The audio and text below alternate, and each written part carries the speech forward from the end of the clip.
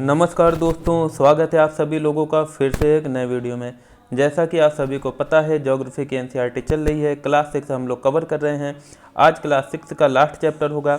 आप सभी को लास्ट तक बना रहना है ना। आज की जो क्लास है दोस्तों, जो क्लास 6 की है, ये कंप्लीट हो जाएगी।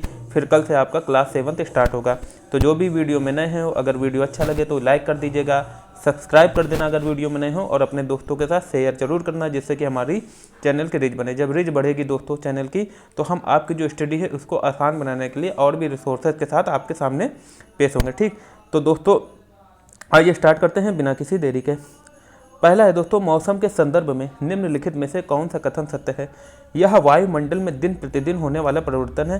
दोस्तों बस इतना छोटी सी बात याद रखो, जो मौसम है वो लघु समय के दौरान, मतलब लघु टाइम पीरियड में, या हम ये जो पहला स्टेटमेंट है वो एकदम करेक्ट है। यह वायुमंडल में दिन प्रतिदिन होने वाला परिवर्तन है, मतलब लघु समय में जो वायुमंडल में परिवर्तन होता है दोस्तों, इसी को हम लोग क्या कहते हैं? मौसम कहते हैं। ठीक, जलवायु इसका अपोजिट होता है। जलवायु है जो दोस्तों, वो 30 साल से अधिक के पीरियड में दोस्तों जो वायुमंडलीय कंडीशन है दोस्तों, इसको मापा जाता है। वही दोस्तों जलवायु होता है, जिससे हम लोग क्लाइमेट कहते हैं, और मौसम दोस्तों वेदर। ठीक, याद रखना। फिर जो बी और सी है दोस्तों, ये एकदम गलत है। जो ए ऑप्शन है ये करेक्ट हो जाएगा। नेक्स्ट है दोस्तों, मौसम के संदर्भ में निम्नलिखित में से कौन सा कथन सत्य है? दिसंबर से फरवरी तक ठंडा मौसम। दोस्तों आप लोग फील भी करते होंगे, अभी चल भी रहा है ठंड का मौसम, और कौन सा महीना है? दिसंबर ही का है। ठीक, तो दिसंबर से जो फरवरी का मौसम है वो ठंड का मौसम होता है, जिसे हम लोग शीत ऋतु भी कहते हैं। फिर दोस्तों मार्च से मई तक का जो मौसम है, ये दोस्तों होता है गर्मी का मौसम। कैसा? गर्मी का मौसम होता है, जिसमें हम लोग गर्मी का अनुभव करने लगते हैं। फिर जून से जो सितंबर का मौसम है दोस्तों, ये बारिश का मौसम होता है, या इसे हम लोग कह देते हैं दक्षिण पश्चिम मानसून, साउथ वेस्ट जो है वेदर कह देते हैं। क्यों कहते हैं दोस्तों इसको मानसून? दक्षिण पश्चिम मानसून क्यों कहा जाता है? क्योंकि दोस्तों हमारे यहाँ जो बारिश है वो दक्षिण पश्चिम मानसून से ही होती है। इस समय दोस्तों समुद्र में क्या होता है? उच्च दाब का क्षेत्र बनता है, और अपने इंडिया में दोस्तों निम्न वायुदाब का क्षेत्र बनता है। ठीक, निम्न वायुदाब का।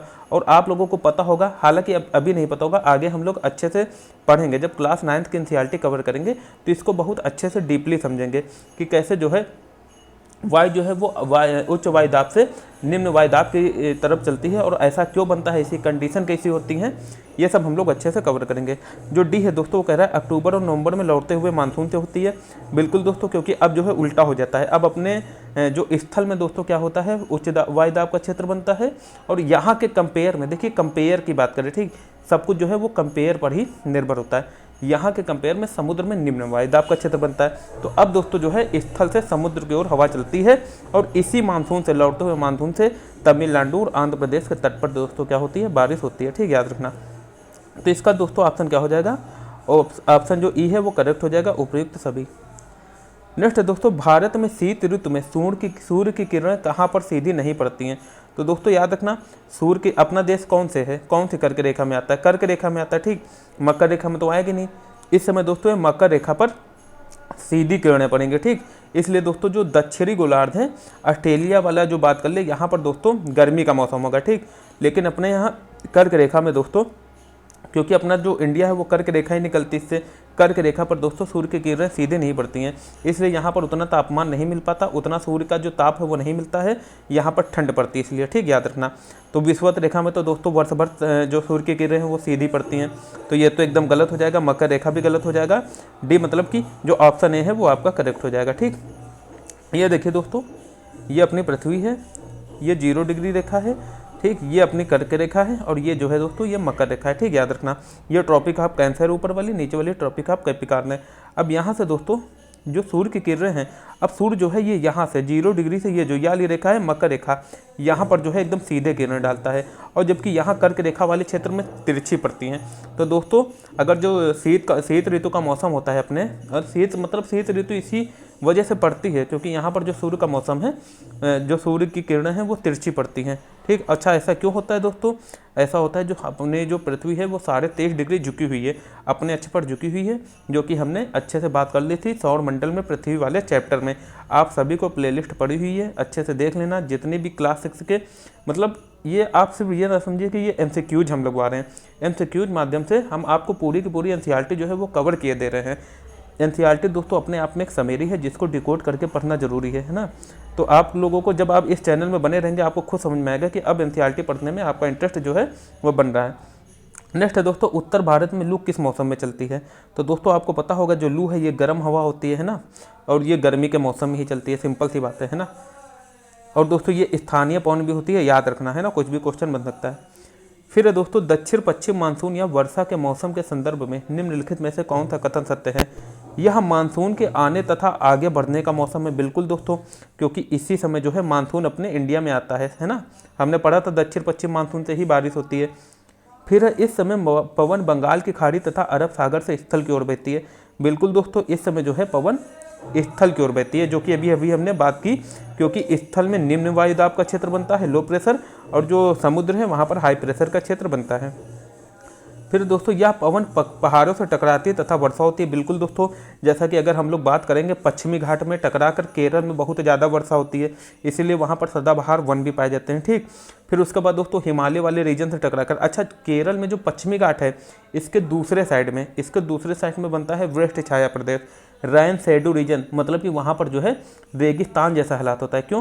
क्योंकि पश्चिमी घाट जो है वो बारिश को रोक लेती है, इसलिए उसके दूसरे छोर पर बारिश नहीं हो पाती, इसलिए वहाँ पर जो है दोस्तों रैन शेडो रीजन क्षेत्र बनता है। ऐसे दोस्तों सेम जो हिमालय है, उत्तर में जो अपना हिमालय है ना, जो कि एक प्रहरी के रूप में भी खड़ा है, ये भी मानसून को रोक के अपने उत्तर भारत में बारिश कराता है। यहाँ तक कि जो हिमालय है वो साइबेरियन हवा को रोकता है, जिससे हमारे अभी हम लोग जब पढ़ेंगे, देखिए इसमें सिर्फ इतना बता दिया गया है। अच्छा अभी आगे देखते हैं, अच्छे से पढ़ेंगे। इसमें सिर्फ इतना बता दिया गया है, ये जो जलवायु है ये स्थिति, ऊंचाई, उच्चावच इस पर निर्भर करती है। तो हमने आपसे कहा था कि ये क्या है, ये कुल मिला के समरी है ना, डिकोड तो किया नहीं गया है। अब इसको हम बताएंगे कि इसका मतलब क्या कहना चाह रहे हैं एनसीईआरटी। तो ये आपको तभी पता होगा ना जब कोई बताएगा, अपने आप तो पता नहीं होगा, वरना आप लोग पढ़ के निकल जाएंगे, इंटरेस्ट नहीं जगेगा। एनसीईआरटी कैसे पढ़ना है ये हम आपको बताएंगे, ठीक, याद रखना। तो दोस्तों इसका तो उपयुक्त सभी जो है वो स्टेटमेंट सही हो जाएंगे। फिर है दोस्तों, भारत में लौटते हुए मानसून या शरद ऋतु के संदर्भ में कौन सा कथन सत्य है। पवन स्थल से समुद्र की ओर चलती है।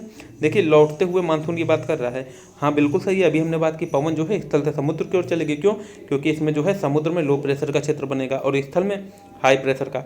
तमिलनाडु तथा आंध्र प्रदेश में बारिश होती है। अभी अभी हमने बात की कि लौटते हुए मानसून से तमिलनाडु और आंध्र प्रदेश में बारिश होती है। अच्छा दोस्तों, अब आपके दिमाग में ये बात आएगी कि इसमें बारिश कैसे होती है। सारी बारिश तो हो जाती है हिमालय से टकरा कर, तब हो जाती है नॉर्थ ईस्ट वाले रीजन में, यहाँ पर सब जो बारिश होनी होती हो जाती है। लौटते समय इतना पानी तो रहता नहीं है, तो फिर ये बारिश करता कैसे है तमिलनाडु और आंध्र प्रदेश में। तो दोस्तों याद रखिएगा, ये जो अपना इंडिया है, ठीक, ये मान लीजिए यहाँ पर है ना, ये जो इंडिया है अपना, यहाँ पर होता क्या है, जब ये मानसून जो है ये लौटता है, लौटते समय दोस्तों बीच में पड़ती है बंगाल की खाड़ी। बंगाल की खाड़ी से दोस्तों क्या करता है, मानसून फिर से नमी लेता है, और नमी लेने के बाद दोस्तों रास्ते में तमिलनाडु और आंध्र प्रदेश में वो नमी जो है वो बरसा देता है। ठीक, बस इसी रीजन से यहाँ पर जो है बारिश होती है। ठीक, अब आप लोग अच्छे से याद रखेंगे चीज़। तमिलनाडु तथा आंध्र प्रदेश में बारिश होती बिल्कुल सत्य है। यह मानसून के लौटने का मौसम होता है, जो कि अभी हमने बात किया है, यह मानसून के लौटने का समय होता है। तीनों जो कथन है वो एकदम सत्य है। ठीक, याद रखना। नेक्स्ट है दोस्तों, मानसून शब्द किस भाषा का शब्द है, फारसी, अरबी, उर्दू या इनमें तो कोई नहीं। तो दोस्तों याद रखना, मानसून जो शब्द है वो अरबी भाषा का शब्द है। ठीक, अच्छा इसका जो ये अरबी भाषा का शब्द क्यों है, तो दोस्तों इसके पीछे की कहानी है, बस 2 मिनट की, आप लोग जल्दी से समझ लीजिए। दोस्तों होता क्या था, यहाँ पर जो था ये पूरा अरब वाला क्षेत्र था, ये अपना इंडिया था। यहाँ से अरबी आते थे। ठीक, अरबी आते थे दोस्तों। ठीक, किससे आते थे दोस्तों, जो अरबी आते थे कैसे आते थे, समुद्र के रास्ते थे। जब वो समुद्र के रास्ते से आते थे तो उन्होंने ये चीज़ ऑब्जर्व की कि जब वो गर्मी के मौसम में आते हैं, तो हमने अभी क्या बात की, गर्मी के मौसम में जो हवा है वो कैसे चलती है, समुद्र से स्थल की ओर चलती है। तो सिंपल सी बात है, अब जो है समुद्र से भारत की तरफ हवा चलेगी। तो यहाँ होता क्या था दोस्तों, ये जब जहाज़ से जो आते थे वो बहुत जल्दी चलने लगते थे। मतलब कि एक तो जो समुद्र की धारा होती थी वो भी भारत की तरफ चलती थी। आप लोगों ने मैथ में पढ़ा होगा, है ना, धारा वाला चैप्टर पढ़ा होगा, नाव और धारा वाला, है ना, उससे उसी हिसाब से आप लोग इसको रिलेट कर सकते हैं। तो इससे उनकी स्पीड बढ़ जाती थी, मतलब ये जल्दी पहुँचे जाते थे कहाँ, इंडिया। और उल्टा इसका क्या होता था, जब सर्दी का मौसम होता था तब दोस्तों यहाँ से क्या होता था, जो इंडिया से हवा थी अब ये समुद्र की ओर चलती थी, है ना, समुद्र की ओर चलती थी। तो होता क्या था दोस्तों, अब ये जब मतलब इनको आना होता था तो गर्मी के मौसम में आते थे, और जब लौटना लौटना होता था तो सर्दी के मौसम में लौटते थे। और ऐसा होता था भारत की मानसूनी जलवायु की वजह से, इसलिए दोस्तों इन्होंने जो भारत की जलवायु है उसको कैसा नाम दिया, मानसूनी। ठीक, मानसूनी जो जलवायु है वो नाम दिया। अब आप लोग याद रखना ये किस भाषा का शब्द है, अरबी भाषा का शब्द है। फिर दोस्तों जलवायु किसे कहते हैं, अनेक वर्षों में मापी गई मौसम की औसत दशा। बिल्कुल सत्य है दोस्तों, अनेक वर्षों में लगभग 30 वर्ष के भी ऊपर। लघु समय में ये एकदम गलत है, एक साल में एकदम गलत है दोस्तों। जो पहला ऑप्शन है वो एकदम करेक्ट हो जाएगा। नेक्स्ट दोस्तों, किसी स्थान की जलवायु निम्नलिखित में से किस पर निर्भर करती है, स्थिति। अच्छा देखिए, अब ये जितने भी वर्ड हैं खाली एनसीईआरटी में दे दिए हैं, इन सभी पर निर्भर करती है। ठीक, तो मतलब इसका ऑप्शन तो एक करेक्ट हो जाएगा, लेकिन हम लोग समझ लेते हैं कि कैसे निर्भर करती है। अच्छा, स्थिति का मतलब यहाँ किससे है, स्थिति का मतलब है दोस्तों यहाँ पर अक्षांश से। किससे है, अक्षांश से। ठीक, हमने पढ़ा था ये जो 0 डिग्री रेखा है, यहाँ पर सूर्य की किरणें वर्ष पर सीधे पड़ती हैं, तो इसलिए यहाँ पर बहुत ज़्यादा गर्मी होती है। तो इसलिए हम ये कह सकते हैं कि यहाँ पर जितने भी मतलब ये 0 डिग्री से लेके जो 5 डिग्री ऊपर और 5 डिग्री नीचे या 10 डिग्री मान ले, यहाँ पर जितनी भी कंट्री होंगी दोस्तों, यहाँ पर काफ़ी जो है गर्मी पड़ेगी। ठीक, काफ़ी गर्मी पड़ेगी तो यहाँ से वेपराइजेशन होगा, वाष्पीकरण होगा तो यहाँ पर जो बारिश है वो बहुत ज़्यादा होगी, बारिश ज़्यादा होगी तो यहाँ पर दोस्तों वन, जो घने वन है वो पाए जाएंगे। इसीलिए दोस्तों आप लोगों ने अमेज़न का जो वर्षा वन है वो काफ़ी ज़्यादा घना है। ठीक, वो इसी रीजन में आता है। और दूसरा दोस्तों जो अपना इंडिया है, याद रखना अपना इंडिया पड़ जाता है 23.5 डिग्री कर्क रेखा के, आधा भाग ऊपर है आधा नीचे है। मतलब जो अपना इंडिया है उष्णकटिबंधीय जलवायु तो है, लेकिन यहाँ पर जो है ठंड, ऊपर जो उत्तर भारत है वहाँ ठंड भी पड़ती है ना। आप लोग देखेंगे जम्मू कश्मीर वाले रीजन में, लेकिन जम्मू कश्मीर में ठंड पड़ना ये उच्च अक्षांश की वजह से बिल्कुल नहीं है। हालांकि पड़ती, लेकिन उत्तर का हिमालय जो है वो साइबेरियन वाली जो हवा है उसको रोक लेता है। जब दोस्तों ये हम अच्छे से पढ़ेंगे क्लास 9th में तब डिस्कस करेंगे, फिर भी इसके बारे में हमने थोड़ा सा डिस्कस कर लिया। आप जाना ग्लोब, अक्षांश एवं देशांतर वाला चैप्टर पढ़ना, उसमें आपको अच्छे से समझ में आ जाएगा। तो अच्छा, इतना तो आप समझ गए स्थिति पर कैसे निर्भर करता है।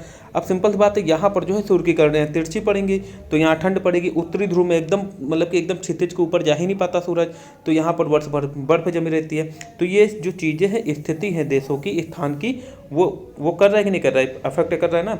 तो आप पहला समझ गए कि हम क्या करना चाह रहे थे, पहला तो आप समझ गए कि स्थिति पर कैसे। अब दूसरा है ऊंचाई। ऊंचाई अपना ही ले लीजिए आप, हिमाचल प्रदेश चले जाइए, उत्तराखंड चले जाइए, ये सब पहाड़ी एरिया है। पहाड़ सिंपल सी बात है ऊंचाई पर बसे हुए हैं।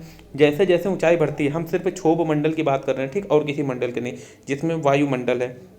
जैसे जैसे ऊंचाई बढ़ती है दोस्तों तापमान घटता जाता है ना, तो इसलिए हम कह सकते हैं जो जलवायु है ये ऊंचाई पर भी निर्भर करती है। ठीक, समुद्र से दूरी। अच्छा देखिए, समुद्र से दूरी से कैसे, आप लोग देखिए जो दिल्ली वाला रीजन है, दिल्ली वाला या अपना मध्य प्रदेश, उत्तर प्रदेश वाला कोई भी रीजन देख लो, जो मतलब कि लैंड है, मतलब कि जिसको हम लोग कहते हैं जो समुद्र से काफ़ी दूर है। यहाँ पर दोस्तों होता क्या है, गर्मी में बहुत ज़्यादा, गर्मी में जो मतलब बीचों बीच वाले एरिया की बात कर रहे हैं, यहाँ पर दोस्तों गर्मी में बहुत ज़्यादा गर्मी पड़ती है। 1 मिनट फिर से बना के अच्छे से समझते हैं। ये जो दोस्तों यहाँ पर जितने भी बीच में है, ठीक, याद रखना, यहाँ पर दोस्तों क्या होगा, यहाँ पर गर्मी में बहुत ज़्यादा गर्मी पड़ेगी और ठंड में बहुत ज़्यादा ठंडी। लेकिन दोस्तों यहाँ क्या होता है, जितने भी मतलब तट वाले क्षेत्र हैं, जैसे कोलकाता हो गया, मुंबई हो गया, है ना, केरल के पास वाला जितने भी क्षेत्र हैं, तिरुवनंतपुरम, है ना, तमिलनाडु साइड, मतलब जितने भी तटीय प्रदेश हैं, जैसे कि जो समुद्र के पास है, यहाँ पर दोस्तों गर्मी में ना ज़्यादा बहुत ज़्यादा गर्मी पड़ती है और ठंड में ना बहुत ज़्यादा ठंडी पड़ती है। मतलब हम लोग ये कह सकते हैं ये जो तापांतर है यहाँ बहुत कम होता है। तापांतर का मतलब क्या है ये भी समझ लेते लगातार लगे। हाँ ठीक, यहाँ पर जो है दिल्ली की बात करा जाए तो दोस्तों यहाँ पर गर्मी के मौसम में जो तापमान है वो 50 डिग्री सेल्सियस चला जाएगा और सर्दी के मौसम में हो सकता है ये को 2 डिग्री सेल्सियस आ जाए। अब इसको घटाओ कितना आ जाएगा, 48 डिग्री सेल्सियस आ जाएगा। मतलब तापांतर बहुत ज़्यादा है। लेकिन कोलकाता मुंबई की बात की जाए तो गर्मी में ज़्यादा से ज़्यादा 25-26 डिग्री सेल्सियस तापमान होगा और सर्दी में बहुत ज़्यादा कितना हो जाएगा, 18 डिग्री सेल्सियस हो जाएगा, 19 डिग्री। तो अगर इसको घटाओगे तो आ जाएगा 8 डिग्री सेल्सियस। इसी को दोस्तों कहते हैं तापांतर। मतलब कि समुद्र से दूरी बढ़ने की वजह से तापांतर जो है वो कम और ज़्यादा होता है, इसलिए आप अच्छे से समझ गए होंगे। अच्छा, अब ये क्यों होता है ये भी समझ लो। समुद्र जो है दोस्तों वो धीरे धीरे ठंडा होता है और धीरे धीरे गर्म होता है, इसलिए जो उसके आसपास के क्षेत्र होते हैं वो भी इसी प्रकार से रिएक्ट करते हैं, है ना। जैसे कि मान लीजिए आपकी घर की छत है, घर की छत पर आप जाइए गर्मी के मौसम में, एक थाली में दोस्तों क्या कीजिए, एक थाली में पानी रख दीजिए, है ना, पानी रख दीजिए और एक थाली को ऐसे छोड़ दीजिए गर्मी के मौसम में। फिर आप लोग देखना ये जो थाली वाला पानी है ये दिन में काफ़ी गर्म हो गया है, और ये जो है ये भी काफ़ी गर्म हो गया है, लेकिन थोड़े से भी बादल आ जाते हैं तो देखना ये बहुत जल्दी ठंडा भी हो जाएगा, लेकिन अब ये जो है ये धीरे धीरे ठंडा हो जाएगा। तो आई थिंक आप समझ रहे होंगे मेरे कहने का मतलब, जो समुद्र के हिसाब से जो है, समुद्र के से दूरी के हिसाब से भी जलवायु जो है वो अफेक्ट होती है। ये 3 चीज़ समझ गए। अच्छा, अब जो उच्चावच है इसका क्या मतलब है? उच्चावच का मतलब दोस्तों यही है जो कि अभी हमने बात की थी, जैसे कि पश्चिमी घाट है, पश्चिमी घाट में होता क्या है, यहाँ पर देखिए ऊंचाई है, पश्चिमी घाट ऊंचा है, ठीक। पश्चिमी घाट जो है जिसको हम लोग सह्याद्री भी कहते हैं, ये दोस्तों ऊंचा है, ठीक। ये दोस्तों जो है ये ऊंचा है। अब यहाँ से जो दक्षिण पश्चिम मानसून जो आता है तो दोस्तों इससे टकरा के यहाँ पर पानी जो है बारिश कर देता है। तो अब देखिए ये उच्चावच का प्रभाव पड़ रहा है कि नहीं पड़ रहा है, मतलब जो पृथ्वी की स्थल आकृति है उसका प्रभाव पड़ रहा है कि नहीं पड़ रहा, बिल्कुल पड़ रहा है ना। तो आप लोग समझ रहे होंगे जो उच्चावच है ये भी जो है अफेक्ट डालता है। तो कुल मिला के जितने भी रीजन हैं ये सब जो है दोस्तों ये एकदम सत्य हैं, तो उपयुक्त सभी हो जाएगा। अब चलते हैं नेक्स्ट क्वेश्चन पे। नेक्स्ट है दोस्तों, विश्व में सबसे अधिक वर्षा कहाँ होती है? तो दोस्तों याद रखना मासिन राम मेघालय में है, जो कि यहाँ पर विश्व में, सिर्फ भारत में ही नहीं विश्व में सबसे ज़्यादा बारिश होती है। फिर दोस्तों भारत का कौन सा स्थान ज़्यादा आर्द्र है? तो दोस्तों सिंपल सी बात है, जो समुद्र के पास होगा वो ज़्यादा आर्द्र होगा। समुद्र के पास इसमें से कौन है? मुंबई है, ठीक, याद रखना। तो जो मुंबई है दोस्तों आर्द्र, जिसको हम कहते हैं वेट, मतलब यहाँ पर जो है हवा में नमी बहुत पाई जाती है। अब समुद्र के पास है तो दोस्तों इसमें काफ़ी नमी भी होगी, इसलिए हम लोग कह सकते हैं दोस्तों जो मुंबई है ये इन तीनों की अपेक्षा ज़्यादा आर्द्र है, ठीक, यही हम कह रहे हैं, ठीक, याद रखना। फिर नेक्स्ट इसका दोस्तों लगा लो कौन सा सही है, मुंबई। नेक्स्ट है दोस्तों, भारत का राष्ट्रीय पशु क्या है? हाथी, एक सींग वाला गैंडा, शेर या बाघ? तो दोस्तों याद रखना हाथी नहीं है, एक सींग वाला गैंडा। ये पूछेगा कहाँ पाया जाता है, तो याद रखना असम के कांजीरंगा जो राष्ट्रीय उद्यान है वहाँ पर है। शेर जो है एशियाई शेर दोस्तों गुजरात के गिर वन में पाए जाते हैं।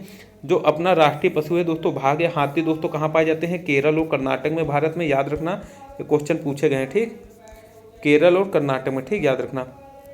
एशियाई जो शेर है इनका निवास है दोस्तों गुजरात के गिरवन में। और जो बाघ है रॉयल टाइगर है, जिसको हम लोग कहते हैं दोस्तों, जो कि हमारा राष्ट्रीय पशु है, ये पाया जाता है पश्चिम बंगाल के सुंदरवन में। कहाँ पाया जाता है दोस्तों?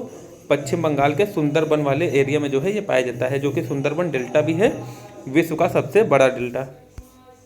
फिर दोस्तों भारत में एशियाई शेरों का निवास कहाँ है? अभी हमने पढ़ लिया गुजरात के गिरवन में, ठीक। नेक्स्ट एक सींग वाले गैंडे कहाँ पाए जाते हैं? तो दोस्तों अभी हमने पढ़ा काजीरंगा जो राष्ट्रीय उद्यान है, ये पूछ देगा ये कहाँ पर है दोस्तों, तो याद रखना दोस्तों ये कहाँ पर है? असम में, ठीक, याद रखना। फिर नेक्स्ट है दोस्तों, भारत में जंगली गधे कहाँ पाए जाते हैं? तो दोस्तों कच्छ के रण में, ठीक। ये जितने भी क्वेश्चन है दोस्तों वनडे एग्जाम में काफ़ी बार पूछ लिए गए, ठीक, याद रखना, पूछे ही जाते हैं। यहाँ तक कि यूपीपीएससी में भी सही मिलान में आपको दे देंगे। कच्छ के जो रण है दोस्तों यहाँ पाए जाते हैं जंगली गधे। फिर है दोस्तों जंगली बकरी तथा हिम तेंदुए कहाँ पाए जाते हैं? तो सिंपल से बात है, हिम आ गया है तो हिम से तो आप समझ जाओगे हिमालयन क्षेत्र में होनी चाहिए। और ये जो जंगली बकरी है दोस्तों आप लोग देखते होंगे पहाड़ में इधर ऊपर से नीचे जो है वो मतलब पहाड़ में ऐसे ग्रेविटी को फेल किए रहती हैं ये जो बकरियाँ होती हैं। तो दोस्तों याद रखना जो हिमालय क्षेत्र में क्या पाई जाती हैं? जंगली बकरियाँ जो हैं वो कहाँ पाई जाती हैं दोस्तों? हिमालय क्षेत्र में पाई जाती है, याद रखना। नेक्स्ट है दोस्तों, भारत में दक्षिण पश्चिम मानसून के समय आर्द्र पवनें कहाँ बहती हैं? समुद्र से स्थल की ओर। भैया दक्षिण पश्चिम मानसून से ही बारिश होती है, तो सिंपल सी बात है दक्षिण पश्चिम मानसून से बारिश हो रही है तो ये समुद्र से जो है, या इसको हम लोग क्या कहते हैं? आता हुआ मानसून, ठीक, मतलब जो आता है मानसून, तो समुद्र से ही तो मानसून आएगा, स्थल से तो जाएगा नहीं। तो इससे जो है आप लोग लगा सकते हैं समुद्र से स्थल की ओर, ठीक, याद रखना। ये जो है ऑप्शन वो एकदम करेक्ट है। नेक्स्ट है दोस्तों, भारत में चलने वाली लू के संदर्भ में कौन सा कथन सत्य है? यह पवन शुष्क होती है, यह पवन शुष्क होती है, यह पवन गर्म होती है, ये एकदम सत्य है दोस्तों। ये पवन जो है गर्म होती है ना, और शुष्क भी होती है, ये भी सही है। यह पवन ठंडी होती है, गलत है दोस्तों। यह जो स्थानीय पवन है दोस्तों, तीनों जो है वो स्टेटमेंट सही है। ये आप लोग अपना क्वेश्चन थोड़ा सा क्वेश्चन में असत्य की जगह दोस्तों क्या कर लीजिए? असत्य कर लीजिए, ठीक, क्या कर लीजिए? सत्य की जगह असत्य, ठीक, याद रखना। तो दोस्तों पूछ दे भारत में चलने वाली लू के संदर्भ में कौन सा कथन असत्य है? तो यह पवन ठंडी होती है दोस्तों, ये असत्य है, बाकी तीनों सत्य हैं। यह पवन शुष्क होती है, ठीक, शुष्क होती है। यह पवन गर्म भी होती है, और यह स्थानीय पवन है, ठीक, याद रखना।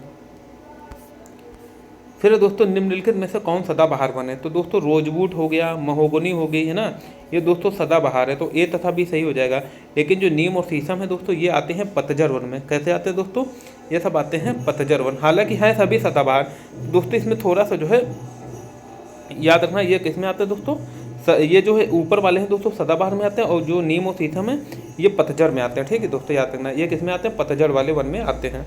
ठीक, और दोस्तों ये किस में है, उष्णकटिबंधीय, याद रखना। अगर और भी ज़्यादा पूछ दे तो याद रखना जो रोजवुड और महोगनी है ये उष्णकटिबंधीय सदाबहार वन है। कैसे हैं, उष्णकटिबंधीय सदाबहार वन के पेड़ हैं। ठीक, और जो नीम और शीशम है दोस्तों ये उष्णकटिबंधीय पतझड़ पेड़ हैं। ठीक, याद रखना। फिर दोस्तों नेक्स्ट है, निम्नलिखित में से कौन पर्वतीय वनस्पति है। तो दोस्तों याद रखना चीड़, पाइन, देवदार, ये दोस्तों कैसे हैं, ये तीनों ही पर्वतीय वनस्पति हैं। इनका दोस्तों शेप कैसे होता है, ऐसे ऐसे होता है। कैसे कैसे होता है, सेम ऐसे होता है, मतलब कि निकोइला टाइप ऊपर का जो हिस्सा होता है वो पर्वतानुमा होता है ना। तो ऐसा क्यों होता है दोस्तों, क्योंकि यहाँ पर बर्फ़ जमती है। अच्छा, इनकी जो पत्तियाँ हैं, टहनियाँ हैं, वो टूटे ना, इसलिए दोस्तों बर्फ़ इन पर आके ऐसे इनका ट्रेंगुलर शेप में इनका वो होता है आकार, तो बर्फ़ आके दोस्तों नीचे चली जाती है। कुल मिला के हम लोग ये कह सकते हैं ये जो पेड़ हैं इन्होंने प्रकृति के हिसाब से खुद को ढाल लिया। ठीक, जो कि बहुत अच्छी बात है, मानव को भी इनसे कुछ सीखना चाहिए, है ना। हर सिचुएशन के हिसाब से खुद को ढाल लेना चाहिए। तो दोस्तों ये था आज का लास्ट क्वेश्चन, है ना, आज का लास्ट क्वेश्चन। और दोस्तों आज से ही जो क्लास 6 की एनसीईआरटी है वो कंप्लीट होती है। कल हम क्लास 7 की एनसीईआरटी जो है वो शुरू करेंगे। और इसी तरह दोस्तों इंटर तक अच्छे से पूरा पढ़ना है, पूरा कंप्लीट करना है, अच्छे से डिकोड करके पढ़ना है, क्योंकि एनसीईआरटी अपने आप में खुद एक समझी है। हर वर्ड का मतलब हमें खुद से ही समझना होगा, है ना। बाकी एनसीईआरटी को जो समझाना है वो अपने हिसाब से वो समझाती है, लेकिन हर वर्ड आप नहीं समझ सकते, इसके लिए किसी ना किसी की ज़रूरत पड़ेगी। एक बार आप समझ लीजिए, फिर अपने हिसाब से बाद में पढ़ते रहना, 3 से 4 बार जितना मन हो खुद से रिवीजन कर लेना। लेकिन पहली बार आपको दोस्तों मेंटर की जो है वो ज़रूरत पड़ेगी ही पड़ेगी। तो दोस्तों आज के लिए इतना ही, है ना। कल फिर मिलेंगे एक नए वीडियो के साथ। आप लोग अच्छे से पढ़ते रहिए, अपना ख्याल रखिए, और दोस्तों फुली मोटिवेटेड रहिए। Thank you so much.